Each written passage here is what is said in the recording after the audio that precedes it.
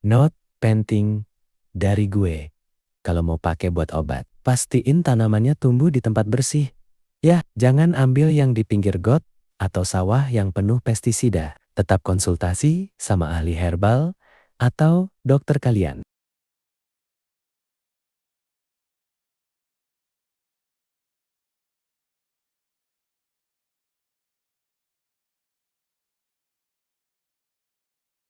Halo, apa kabar semuanya? Selamat datang kembali di WDBB Channel, tempatnya kita ngobrolin semua hal seru seputar dunia tanam-menanam. Gimana kabar kebun mini kalian hari ini? Semoga makin hijau dan bikin adem hati ya, sobat mini kebun. Nah, di episode kali ini, gue excited banget karena kita bakal ngebahas satu tanaman yang sering kalian lihat di pinggir jalan tapi mungkin belum tahu namanya. Si cantik yang punya warna ungu membara ini ternyata punya sejarah panjang dari Afrika sampai punya khasiat kesehatan yang luar biasa.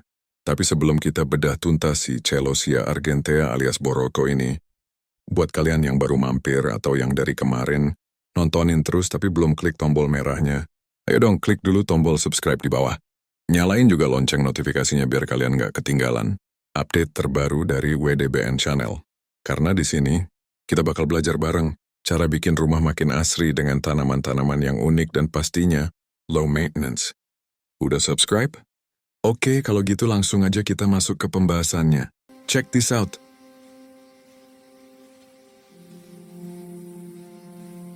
Hari ini gue lagi nemu satu tanaman yang underrated banget, tapi visualnya gila sih, estetik. Parah. Kenalin, ini dia, Celosia argentifar, spicata, atau yang lebih akrab kita panggil Borocho, alias bayam ekor kucing. Cekidot, penjelasannya. Pertama, visualnya cakep banget SOB. Kalau kalian lihat, bunganya itu unik banget. Memanjang kayak ekor kucing atau bulir gandum. Warnanya itu loh, gradasi dari merah muda ke unguan, terus agak keperakan di bagian bawahnya. Nah, yang bikin makin stand out, varietas yang satu ini punya batang dan daun warna marun gelap. Kebayang nggak? Kontrasnya dapat banget buat difoto atau ditaruh di pojokan kebun kalian. Kedua, bukan sekadar tanaman liar. Jangan salah, Borocho ini kesil-kesil cabai rawit. Manfaatnya banyak banget. Tanaman hias, bikin tekstur taman kalian nggak ngebosenin. Obat herbal. Di dunia pengobatan tradisional, biji sama bunganya sering dipakai buat kesehatan. Mata buat yang matanya merah-merah nih. Sama buat antiinflamasi. Restoran burung. Biji-bijinya yang kecil itu favorit banget buat burung-burung liar di alam. Jadi kalau kalian tanam ini, otomatis bakal banyak burung mampir ke rumah. Ketiga, tips rawat. Gampang banget. Sumpah, buat kalian yang males ribet, tanaman ini cocok banget. Matahari, dia anak pantai banget SOB. Kasih sinar matahari penuh. Biar warna daunnya tetap ungu pekat dan gak pudar. Air, siram secukupnya aja pas tanah mulai kering. Dia tahan banting kok sama cuaca panas. Cara tanam, tinggal ambil bunga yang udah kering. Sebar biji hitam kecilnya ke tanah. Boom, langsung tumbuh. Fakta menarik, nama Celosia itu dari bahasa Yunani klos, yang artinya terbakar. Makanya bunganya kelihatan kayak kobaran api yang cerah banget. Gimana? Sobat mini kebun, tertarik nggak buat masukin Borocho ini ke wishlist kebun kalian? Gue mau tanya nih, di daerah kalian tanaman ini namanya apa? Coba tulis di kolom komentar di bawah ya.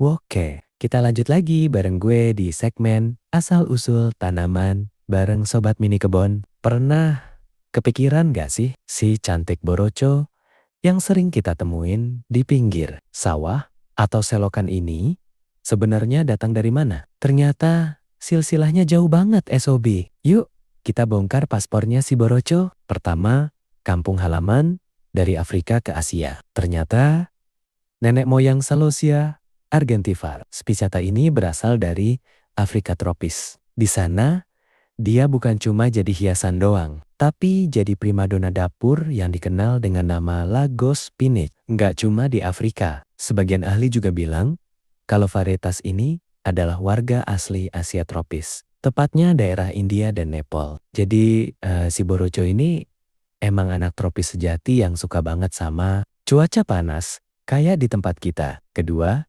keliling dunia, traveler sejati. Karena dia tangguh dan punya bunga yang eye-catching, Borocho ini hobi banget merantau ke Amerika. Udah masuk sana dari abad ke-19 sebagai tanaman hias. Ke Asia Timur, Cina, dan Jepang. Di sana dia naik kelas. SOB dipakai buat pengobatan tradisional dan jadi elemen penting di seni taman mereka. Ke Indonesia. Di negara kita, dia udah ternaturalisasi. Maksudnya, meski dia bukan asli sini, tapi dia udah merasa nyaman banget tinggal di Indonesia. Mau di pinggir jalan, sawah, sampai pegunungan setinggi 1700 mdpl pun dia gas terus. Ketiga, rahasia di balik nama Celosia. Gua kasih tahu ya, SOB. Nama Celosia itu diambil dari bahasa Yunani kuno kleos, yang artinya terbakar. Kenapa? Ya karena bentuk bunganya yang tegak dan warnanya yang nyala banget. Persis kayak kobaran api yang lagi membara. Fakta unik biar kalian makin tahu. Kalau di sini kita sering anggap dia tanaman liar atau gulma yang ganggu sawah. Beda cerita di Nigeria, Afrika Barat. Di sana, Borocho itu sayuran hijau paling hits dan penting karena kandungan nutrisinya tinggi banget. Jadi kalau kita lagi susah sayur, sebenarnya si Borocho ini bisa jadi solusi, tapi harus tahu cara olahnya ya. Gimana, Sobat Mini Kebon? Makin sayang kan sama tanaman yang satu ini? Setelah tahu sejarahnya, ternyata si liar ini punya perjalanan hidup yang luar biasa. Kalian baru tahu kalau Borocho bisa dimakan di Afrika? Atau udah pernah coba sendiri? Share di kolom komentar ya.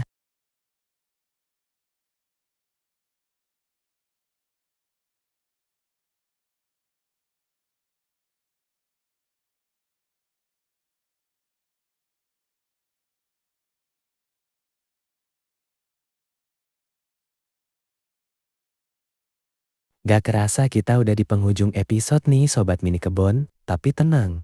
Pembahasan terakhir ini justru yang paling daging banget. Ternyata si Borocho ini bukan cuma modal tampang doang, tapi apotek hidup sekaligus superfood yang tersembunyi. Yuk, kita kupas tuntas dua sisi manfaatnya. Pertama, Borocho si apotek berjalan dalam dunia herbal, terutama di Cina dan Indonesia. Biji sampai akar tanaman ini punya khasiat yang gak main-main. Spesialis mata, rebusan bijinya dipercaya ampuh buat nanganin mata merah konjungtivitis atau radang selaput mata. P3K alami, bunga yang dikeringkan terus direbus bisa bantu menghentikan pendarahan, kayak wasir berdarah atau batuk darah. Solusi, kulit, daunnya kalau ditumbuk halus bisa jadi skincare alami, alias tapal buat kempesin bisul atau radang kulit, masalah kewanitaan, bahkan akarnya pun berguna. Sering direbus buat bantu masalah keputihan. Note penting dari Gu kalau mau pakai buat obat. Pastiin tanamannya tumbuh di tempat bersih. Ya, jangan ambil yang di pinggir got atau sawah yang penuh pestisida. Tetap konsultasi sama ahli herbal atau dokter kalian. Kedua, dari kebun langsung ke piring, cara masak. Ingat kan tadi gue bilang di Afrika ini jadi sayuran favorit rasanya itu mirip bayam. Tapi teksturnya lebih dapat. Begini cara olahnya. Pilih yang muda. Ambil daun yang masih muda dan pucuk batangnya. Blanching, cuci bersih. Terus rebus sebentar 2-3 menit di air mendidih. Ini penting banget buat ngilangin rasa pahit alami dan zat oksalatnya. Eksekusi dapur, tumis, sikat, pakai bawang putih, cabe, dan terasibe. Mantap banget kayak tumis kangkung, gulai, atau sup.